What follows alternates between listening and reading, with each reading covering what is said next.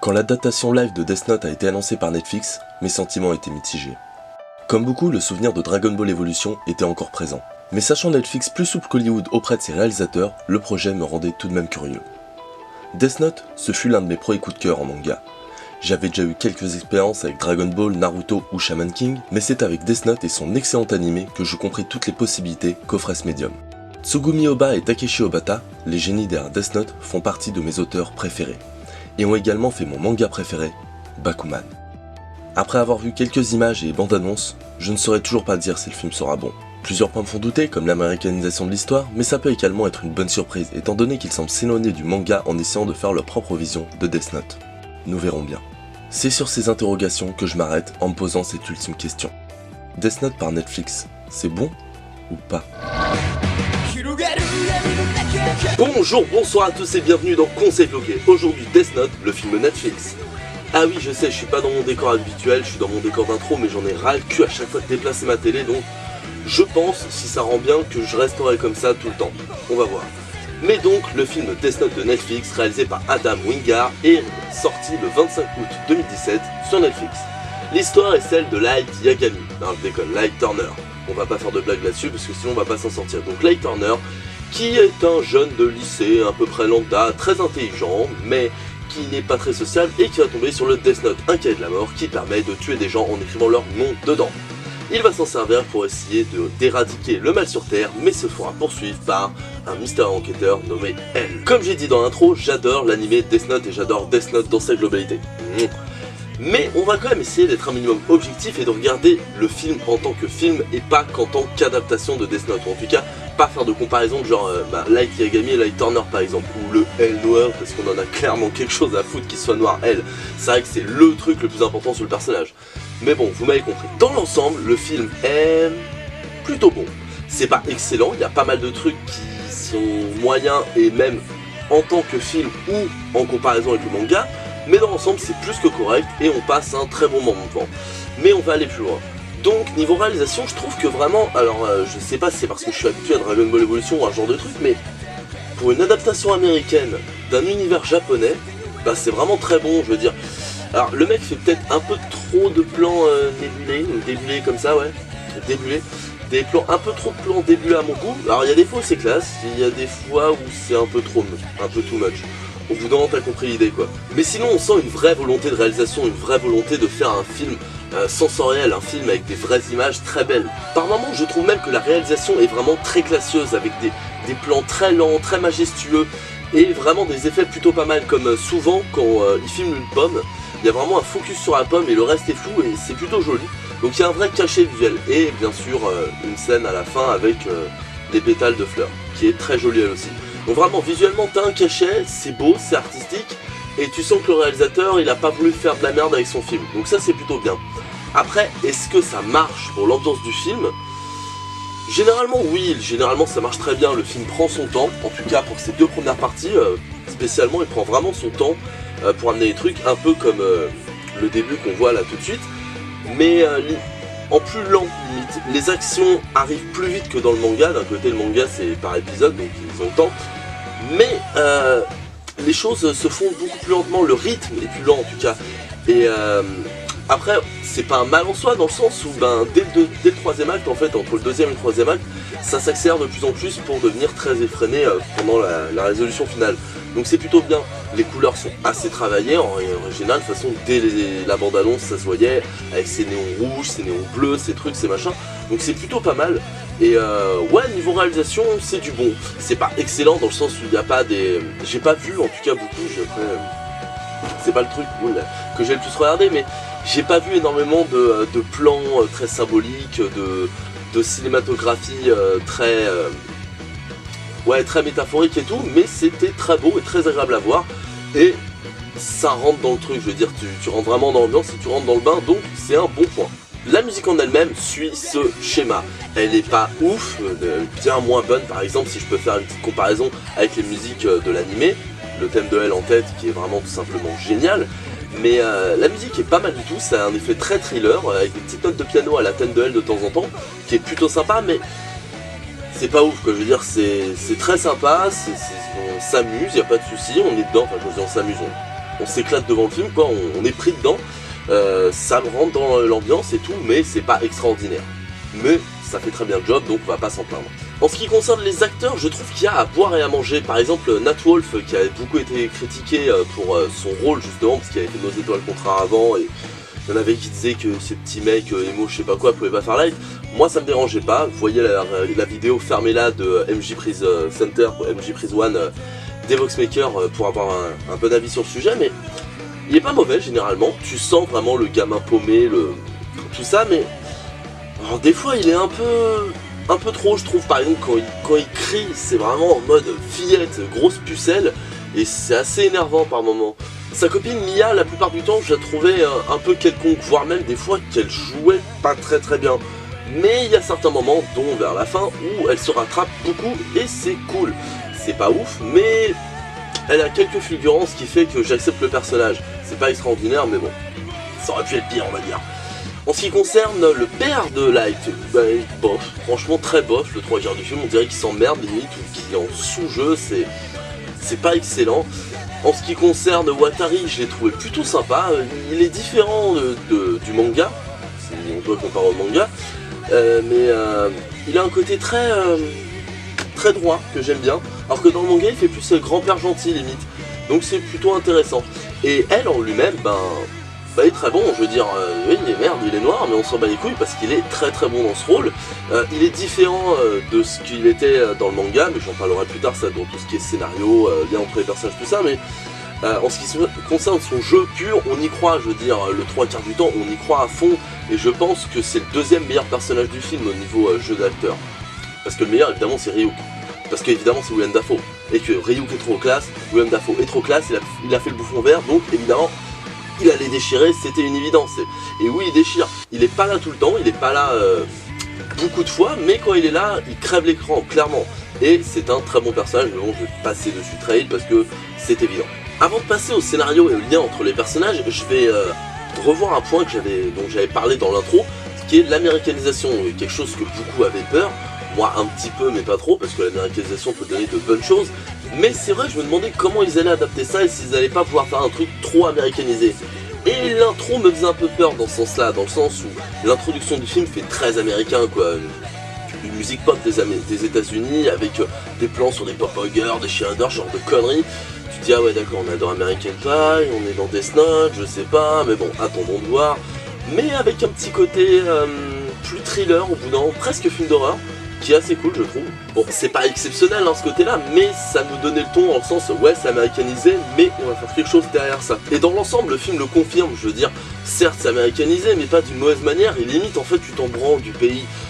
Un peu comme dans le premier Death Note d'ailleurs, enfin dans l'animé et le manga Death Note, t'as plein de trucs japonais culturellement ancrés dans le Japon, mais c'est pas ça qui fait que c'est un film Death Note. Je veux dire, par exemple, tu prends encore une fois American Pie, c'est totalement américain, c'est l'humour américain, c'est les universités, les facs américaines, les lycées américains, alors que là, Death Note, que ce soit le manga ou le film, pour être dans n'importe quel pays, ça marcherait. Et pour ce qui est du scénario en lui-même, je suis assez étonné dans le sens où, au début, t'as l'impression que ça va partir un peu comme dans le manga, où vraiment, Light trouve le cahier, et puis après, il y a elle qui veut le poursuivre chasser et tout, et tu te dis ouais bon ça va être une copie avec quelques petits changements, mais au final non, ça va. Comme je le pensais, il part dans une direction totalement différente, non pas tant que ça, mais une direction différente qui est plutôt intéressante dans le sens où il y a des petits problèmes évidemment, mais déjà ils ont essayé de faire autre chose et c'est tout à leur honneur. Ils ont pris le contexte et le principe du Death Note avec même certaines des thématiques du manga et de l'anime, que ils ont réadapté d'une autre manière, ils ont rajouté leurs propres thématiques, ils ont enlevé, enfin ils ont fait leur sauce quoi, ce qu'on attend d'une adaptation généralement qu'on n'est pas trop con, et elle est plutôt pas mal à ce niveau là. Alors si vous voulez avoir une surprise totale sur cette adaptation, vous pouvez aller directement fermer la vidéo et regarder le film, parce que là, c'est pas que je vais spoiler, mais je vais dire des petits moments du film, sans pour autant dire des twists de ouf, genre la fin de Fight Club par exemple. Non, ce sera des petits moments, surtout au début, et quand ce sera vraiment des gros trucs, je ferai un timecode, vous inquiétez pas. Alors, dans ce film, en fait, ils ont voulu faire de Light un putain de super-héros.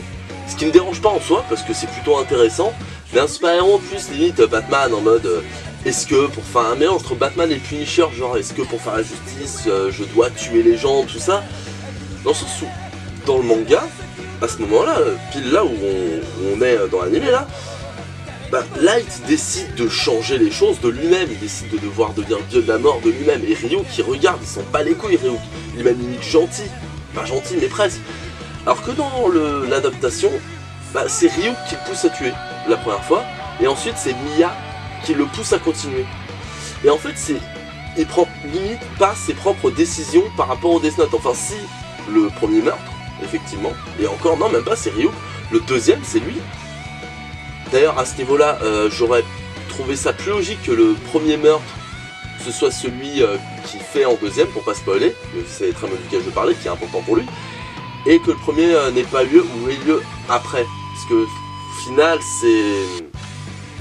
non, ça marche pas trop, je trouve, ça aurait été beaucoup plus pertinent. Pertinent dans le sens où le premier meurtre, il avait aucune vraie raison de le faire, alors que le deuxième, si, il avait une vraie raison de le faire, et c'était beaucoup plus logique. Le premier, franchement... On dit que c'était un sociopathe, le mec qui l'a tué, qui méritait, mais non, c'était juste un petit con qui emmerdait les gens dans la cour de récré, quoi, faut pas déconner. Et ouais, en fait, j'ai l'impression que dans cette version, il va enlever beaucoup de poids amoral sur Light, dans le sens où, ouais, il l'a fait, mais c'est Miya ou Ryuk qui l'ont incité, ou ouais, mais lui, au final, il veut pas tuer d'innocents et tout. Et ça me dérange pas en soi, l'idée, en tout cas, mais le problème, c'est que du coup, ça perd de son ambiguïté. Je dis pas qu'il faut faire comme dans l'animé où Light devient un monstre petit à petit et que l'ambiguïté, est-ce qu'on peut être quelqu'un de bien en faisant des trucs mal, etc. Enfin, toutes les thématiques de Death Note, parce qu'il y en a plein comme ça, mais... Est-ce qu'il fallait absolument lui enlever toute responsabilité? Est-ce qu'il n'y avait pas un entre-deux à faire? Dans le sens où, à la fin, ils ont un peu essayé de le faire en faisant en sorte que, comme il a dit avec son père, d'ailleurs j'ai l'impression de voir Oncle Ben en mode un grand pouvoir implique de responsabilité, là c'était... de deux mots, il faut choisir le moindre mal, putain c'est le même genre de délire. Et là ouais, là il va dans ce truc là, mais il a fallu quand même attendre la fin du film, donc c'est plutôt con. Mais après c'est pas si grave que ça, dans le sens c'est des moments où c'est dommage, il y a des moments où tu te dis qu'ils auraient pu faire mieux, mais il y a certaines différences qu'ils ont fait que je trouve vachement intéressantes, comme par exemple deux trucs principaux, voire trois. Déjà Ryuk, dans l'anime et le manga, moi j'ai toujours trouvé très sympathique, comme beaucoup en fait. Il a des moments flippants, mais plus ça va et plus il devient un comic relief. Au début il est vraiment flippant et plus ça va, plus il devient le mec marrant. Alors que là c'est limite, en fait t'as l'impression que c'est lui qui va devenir le méchant de l'histoire et qui va traquer Light et que c'est lui qui va foutre la merde avec tout le monde. Et d'ailleurs il y a un moment avec le cahier, genre Light il ouvre le cahier et voit qu'il y a écrit ne fais pas confiance à Ryuk, ce n'est pas ton animal, ce n'est pas ton ami, nanan. Et il y a une tension et t'as vraiment l'impression d'être dans un film d'horreur limite à ce moment là. C'est pas extraordinaire hein, mais c'est des idées assez intéressantes qui, peut-être dans une suite, pourquoi pas, pourraient être exploitées. Un deuxième truc, c'est Miya, qui remplace Misa, du coup, je suppose, là, qui prend beaucoup plus de décisions, qui est même plus couillu que Light. Light, c'est une gonzesse à côté, dans le sens où il veut tuer personne et tout. Et dans l'animé, par exemple, Light n'hésite pas à tuer les mecs du FBI, là, il veut pas le faire. Et, elle veut le faire, elle veut tuer tout le monde qui se mettront en travers du chemin, donc ouais c'est intéressant de voir ce truc. Après encore une fois ça joue sur le fait que Light c'est une gonzesse, Light c'est pas l'un méchant, c'est le héros et on doit s'identifier à lui en fait. Ouais c'est un gros problème, encore une fois hein, c'est qu'on veut trop qu'on ait un personnage auquel s'identifier, c'est la touche américaine, alors que dans le manga on n'avait pas besoin. On n'avait pas besoin parce qu'on lisait quelque chose et on n'a pas besoin de pouvoir s'identifier au personnage pour pouvoir apprécier une œuvre. Et le troisième truc, c'est la mort de la mère de Light. Je trouve ça très intéressant dans le sens où, dans l'animé, le fait que Light veuille devenir le dieu du monde, c'est parce qu'il a un grand sens de la justice, d'accord, mais c'est surtout par un putain d'ego, un putain de melon, et un peu des deux en fait. Ouais, il veut plus de criminels, il s'ennuie, et il veut devenir un putain de dieu pour son ego. Sauf que là, non, au début il commence parce que justement il veut se venger de la mort de sa mère. Et encore une fois, ça fait très Spider-Man à Sam Raimi. Mais ça marche bien dans l'idée. Je trouve ça intéressant de faire un Light beaucoup moins but de soi-même, beaucoup plus modeste, beaucoup plus soft, quoi. Ouais, beaucoup plus soft. Et l'évolution est pas flagrante, mais à la fin il y a une évolution par rapport à ce personnage. Et surtout dans la fin du dernier acte, tu te rends compte qu'il y a une évolution, ouais, et... C'est un reproche que je ferai à ce film, c'est que t'as l'impression que c'est une putain de série, en fait, t'as l'impression que c'est un pilote d'un épisode de série. Alors peut-être qu'ils vont en faire un 2, un 3, etc. Mais je suis resté sur ma fin à ce niveau-là, dans le sens où, pour moi, limite, le film a fini quand il devait commencer, quoi. Et c'est assez frustrant, ouais. Limite là ils en sont plus loin dans l'étape du truc que dans le film là où j'en suis. J'exagère mais quand même. En ce qui concerne les relations entre les personnages, elles ont aussi pas mal changé. Comme j'ai dit, Mia qui joue Misa donc je suppose, et Light ont une relation beaucoup plus... une relation de vrai amour. Et c'est Light la gonzesse là pour le coup. Light et son père ils ont une relation un peu conflictuelle en mode américanisé justement, en mode ouais maman est morte, j'ai du mal, nanana, t'es pas foutu de l'arrêter le mec alors que t'es flic, etc. Et ouais les relations changent dans le sens où elle et Watari ils ont une relation qui est un peu différente. Genre elle il tient vraiment à Watari et il est beaucoup plus humain en général d'ailleurs elle hein. Il tient beaucoup plus aux gens, il est dans le sens où quand tu le voyais trembler dans l'animé c'était vraiment un truc extraordinaire, alors que là ben, il est plus à faire de peau, c'est plus le syndrome Lex Luthor dans Batman vs Superman, que j'apprécie personnellement, hein, que ce soit dans Batman vs Superman ou dans Death Note le film. Je trouve ça intéressant d'avoir une version différente du personnage.